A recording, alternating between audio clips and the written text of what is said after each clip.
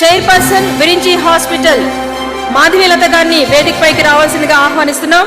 Home స్కూలింగ్తో తన పిల్లలిద్దరికీ చదువులు చెప్పి ఐఐటికి పంపిన ఘనత ఆమె సొంతం. మంచి వ్యక్తిత్వంతో పిల్లల్ని తీర్చిదిద్దిన మనసున్న నిరాడంబర ధీర లోపాముద్ర విశ్వనాథ ట్రస్ట్లతో వేల మంది పేదవారికి అండగా నిలిచిన ఆపద్బాంధవి మాధవీలత.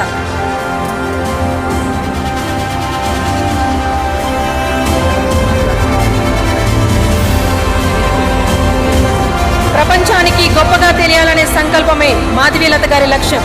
ఎంత చెప్పినా తరగని చెరగని ఆణిముత్యాల హారం మాధవీలత వ్యక్తిత్వం. విరించి హాస్పిటల్ చైర్పర్సన్ గా మాధవీలత గారిని నారీ పురస్కార్ అవార్డుతో సత్కరించినందుకు సంతోషం వ్యక్తం చేస్తున్నాం.